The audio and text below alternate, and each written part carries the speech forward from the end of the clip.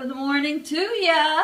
Shouldn't be good the rest of the day to yourself, lassie. No, my friends, you didn't hit the wrong video.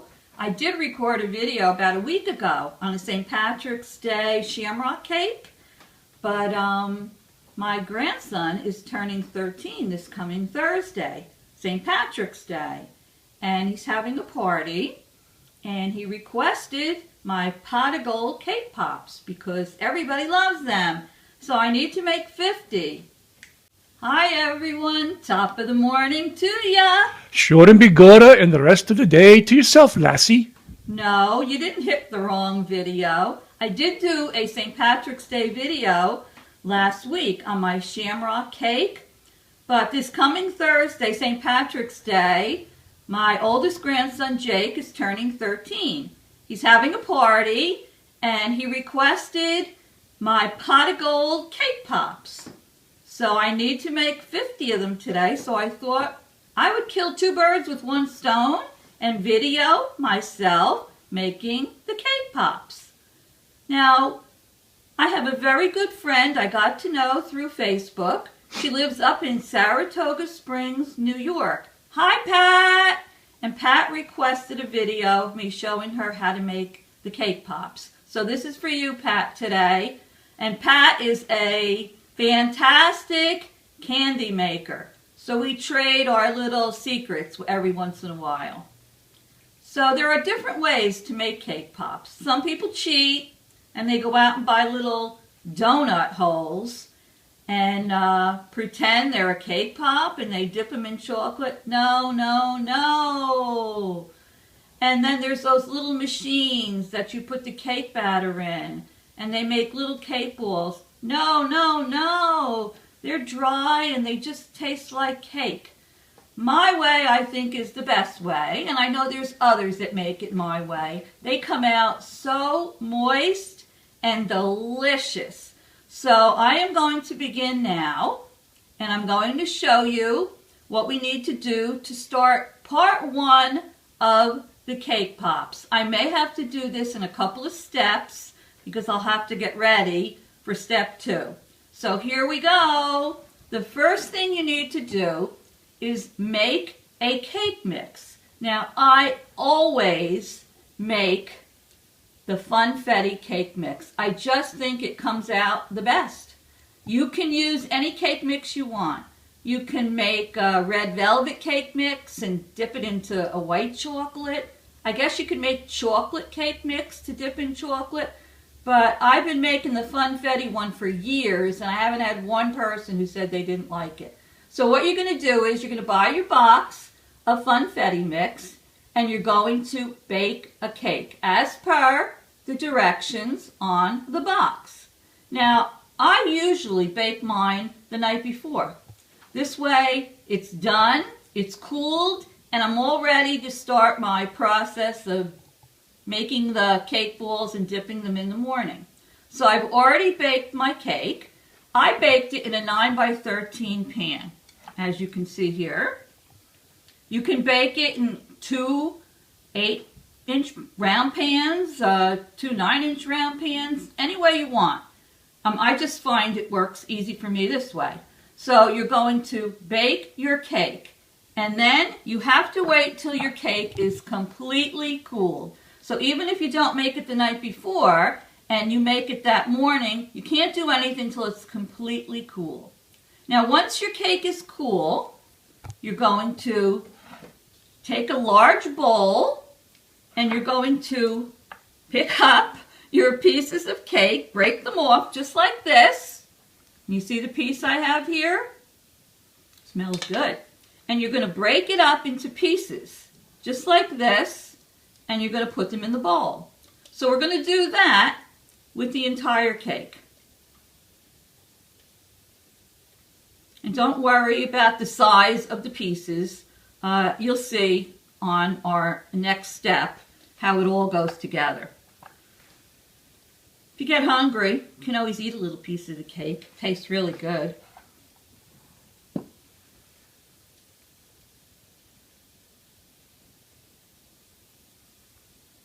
Whoops. Here we go. So I hope you're all doing something special on St. Patrick's Day. You know from my previous videos that I'm Italian, but the hub is 100% Irish, so we have to have corned beef and cabbage.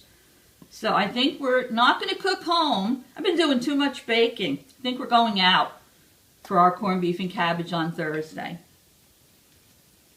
On Friday is my grandson's birthday party.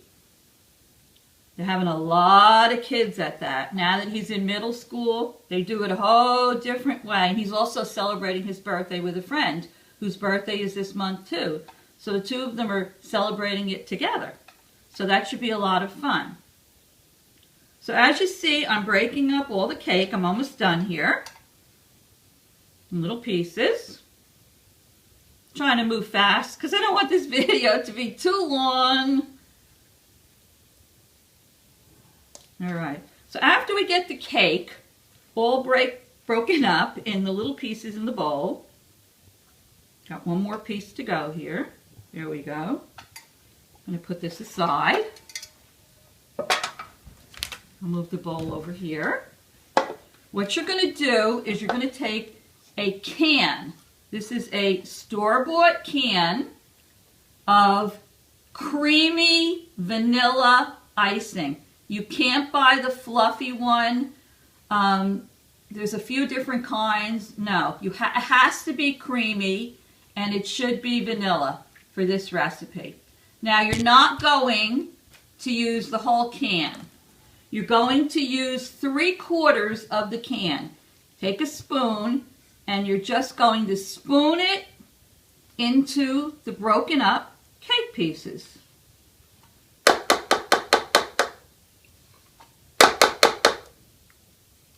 And that's about 3/4 of the can. You don't want to use the whole can. It'll just be too mushy. Now the best part, and I did wash my hands. I have my wedding band on, which I never take off, and I've been married a lot of years. I'll clean that after I put my hands in this, but you have to use your hands. Just pretend you're making a meatloaf. You're going to get your hands down in there, and you're going to start squishing the icing with the broken up pieces of cake. So I'm going to work on that now. You can see it is a little messy, but it's just cake and icing. Can wash our hands later. You have to get it all incorporated together because this is basically what you're going to make your cake balls out of. And I'll tell you, the combination of the icing with the cake makes the cake balls so moist. They're really fantastic. And as you can see, this is quite different than just putting cake batter into one of those little machines because it's actually, you're just baking cake. This is the cake already baked. And as you can see, you see how moist it's getting? See that? And you'll start to get a feel of it as you're squishing it all together when everything is mixed together. Just keep squishing your hands in there. Break up some of those big pieces. Almost done. You just have to keep going. You see how this is coming? That's the consistency it has to be. So I'm squishing, squishing, squishing.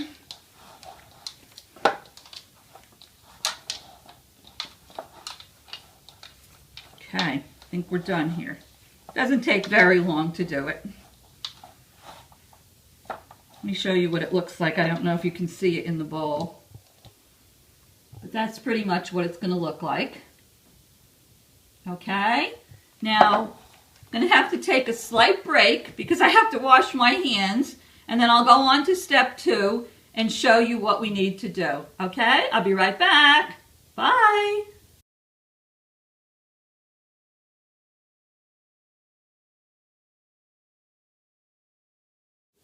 Okay, I'm back now, and I'm going to show you how we assemble these. Now, just keep in mind, we're making cake pops, not just cake balls. So I have to show you how to assemble the cake pops. Now, what you'll need is sticks. Now these are the sticks. You can buy these sticks in any craft store. You buy them in Walmart. I mean, they have them everywhere. These happen to be 6-inch sticks. So for the cake pops, I would buy probably 6-inch sticks. And these came, I think, like 50 in a bag for like, I don't know, $1 something, $1.85. So they're inexpensive. We have our mixture for the cake balls. And we're going to need to melt chocolate. Now, what I do is I buy the 1-pound bags of the chocolate discs.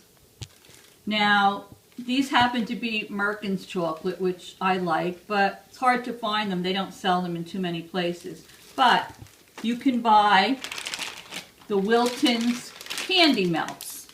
The Wilton's Candy Melts come in chocolate, and they come in every color under the rainbow. Just keep in mind, sometimes the colors could be a little harder to work with than the chocolate. But anyway, these even happen to be Color Burst Brights. They have little speckles in them. So I'm not going to use these today, but I just wanted you to know that you can use the candy melts for this. Just buy your chocolate candy melts, your milk chocolate or your dark chocolate. I'm using the dark chocolate today. Now, for all the years I've been making cake pops, I've always melted my chocolate in the microwave. I would use a microwave safe dish. I would put my 1-pound bag of chocolate in the microwave. You have to be very careful with chocolate. It can burn easily. So if you're using your microwave to heat it, put it on 30-second intervals. Put it in the microwave for 30 seconds. Take it out, check it, stir it a little bit. Put it back in again for another 30 seconds. If you're using the full 1-pound bag, depending on the power of your microwave, it might take 4 times or 5 times at the 30-second intervals. If you leave it in too long, it's going to burn, and you will not be able to use it. So I happen to have purchased a little Wilton's pot here. I don't know if you can see it in the shot. And it's a candy melting pot. Honestly, this is the first day I'm using it, and so far I love it. It has a couple of speeds on it, and I like it because it has a little silicone basket that sits in it. And when you're all done, you put the little basket in the refrigerator. Whatever chocolate's left in there hardens, and you can pop it right out. But I don't want you to have to go out and buy one of these. They're also inexpensive. And I did pick it up, I think, in Walmart. But you don't have to buy one of these. Like I say, for probably 10 years now, I've just been melting my chocolate in the microwave. So whatever works for you. So the reason you need the chocolate at this stage is, what you're going to do is, you're going to take a piece of your cake ball mixture, not too big. You're going to roll it in your hands into a ball, just like this. Can you see? About that size. Now, depending on the size you make these balls, that will determine how many you're going to get out of this. But you do get quite a few. You could get probably a good 40 out of here, even more or less. It depends. But what you need to do is, after you rolled your ball, you got to take one of your sticks and dip it in the chocolate. And then what you're going to do is, you're going to take that chocolate stick and you're going to push it like this into the ball. And then you're going to put it on a cookie sheet. I put mine on a parchment-lined cookie sheet. The reason you're doing that is it helps the stick to stay into the ball. When that chocolate around the stick hardens, part of it's on the stick, part of it's on the ball, and it will prevent the stick from sliding out. So we're going to do that with all of them. Probably going to need more than one cookie sheet. And then what you're going to do is you're going to put them in the refrigerator. I would say put them in the refrigerator. I'm going to guess maybe a minimum of 20 minutes. Could leave them in there a little bit longer if you want. You want the balls to get chilled and you want the chocolate to harden. And then once we're all done with that, we're going to take them out of the refrigerator. And I'll show you what we're going to do next.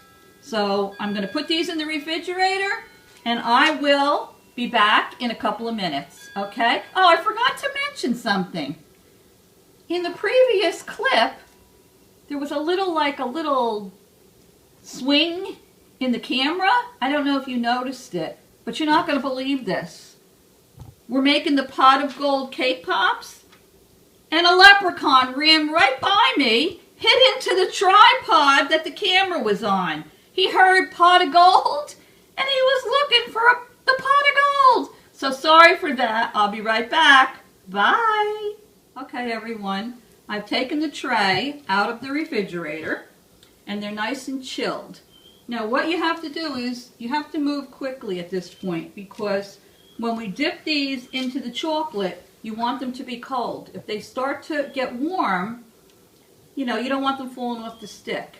And plus, when they're cold, the chocolate hardens faster. Now, I'm going to dip this into the chocolate, and I dip it as far as the stick, like this. Now, if I was just making a regular cake ball, I would leave it, whoops, I dipped it a little too far down, but I would leave it just like this. And then you can decorate them with sprinkles. You put the sprinkles on while the chocolate is still wet. This way the chocolate acts like a glue. I find little sugar decorations that I put on there. I've done them for breast cancer with little pink ribbons. And I've done them for Christmas with little wreaths and trees and Santas. 4th of July, you can put like red, white, and blue sprinkles on there. So just let your imagination go wild. But for today's all intents and purposes, I'm making pots of gold. So I'm putting them flat down here, because if you notice, it's dripping down around the sides of the ball. And when they harden and I lift them up, it's going to be a flat bottom. And that is going to be where I'm going to put my gold glitter in my little rainbow. So if your chocolate starts to get a little hard, you can add a little bit of vegetable oil to it. Maybe a half a teaspoon, and stir it. You can put it back in your microwave for just a few seconds at a time. I'm dipping this into the chocolate now, and let the chocolate drip off it. Otherwise, you're going to have it dripping all the way down your stick. So if you just want to do a regular cake ball, this is what you do. And I happen to have this stand here that holds cake pops, but you don't need one. You can use a piece of styrofoam. You can use a piece of like a floral block. You just need something so that when you're done with your cake pop, it will stand up in there like that while it dries. Whoops. See, I'm rushing for the video, and I'm not being too careful. But anyway, that's how you do it. I think I need a napkin here. Here we go. So you just make sure you cover the stick, because this way where the stick meets the pop, it hardens and it just sticks better. But I'm doing the pots of gold, so I want to put it down flat like this, and I want the chocolate to drip so that the base of my pop here is flat. So once you get these all dipped, you just have to let them sit until they harden. And then once they harden, we're going to decorate them, and I'll show you what we're going to do. I'm lying them here on a piece of parchment paper. If I was making my regular cake pops, I would be putting them somewhere, like standing them up. You don't want to rush like I just did on that one, or you're going to have your chocolate dripping down your stick. You don't want that.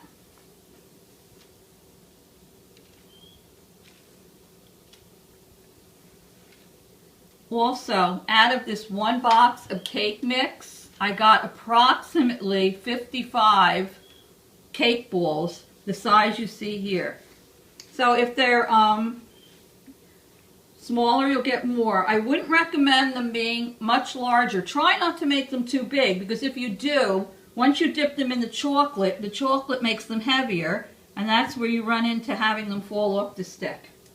Okay, so I'm going to dip all these. I have like 55 of them to dip, And as soon as I'm done and the chocolate has hardened, I'm going to show you how we make pots of gold, okay? Be back in a few.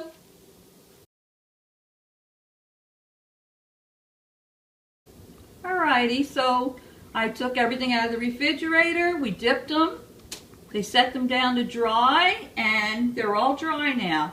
I mean, I would say leave them, depending on the day, the humidity, whether it's hot, cold. You know, it might take a couple hours for them to sit out on the paper, but you can't really do anything with them until the chocolate's hardened. So remember when I said I was putting them on the parchment paper so that the tops would be flat? This is what I wanted it to look like, because they're supposed to look like, you see what I mean? Like a little pot, as opposed to a cake pop that is round. So these are going to be the pots of gold. So what I'm going to do is, I have here some gold edible glitter, and I bought it in a chocolate supply store that happens to be in our town. But you can use gold sprinkles if you want, or you can probably look online. You can find all these things online. This is pretty because it's just like little, I don't know, it's not really glitter. It's like edible glitter, but it's kind of shiny gold. It's pretty. And then for the rainbow, I bought airheads. You buy the package of the Airheads Extreme, and they come in long strips, and then they're so pretty. They're rainbow colors, like this, and then I cut them. And out of 2 packages of these, I got enough to do 50 cake pops. So anyway, what I did is I took some of my melted chocolate that I had in my pot, and this pot is nice because it has a spout. But like I said, you don't have to buy a pot. I have a few of these little bottles, and what I did is I put the melted chocolate in the bottle. Now if you take the top of the cake pop and just put a little bit of the melted chocolate on there, melted chocolate serves as glue, and then you just take it and you stick the top of it in the gold glitter. Isn't that pretty? That's the top of your pot of gold. And the rainbows, they're soft and chewy. They're not going to stand up. But I put a little chocolate here, just enough to stick them on. Take a rainbows on here. So they look like a rainbow at the end of the pot of gold. Those are airheads. They're extreme airheads. They come in long strips. They're a rainbow. There's sugar on them, so they're glittery. And I had enough airheads to make, I would say, 50 of these pops. So that's what they're going to look like when they're done. And I'm going to put them all out. I made one ahead of time. Can you see that? Aren't they cute? So anyway, that's how you make them. If you have any questions, go on to YouTube and you can feel free to ask me. I will be happy to answer.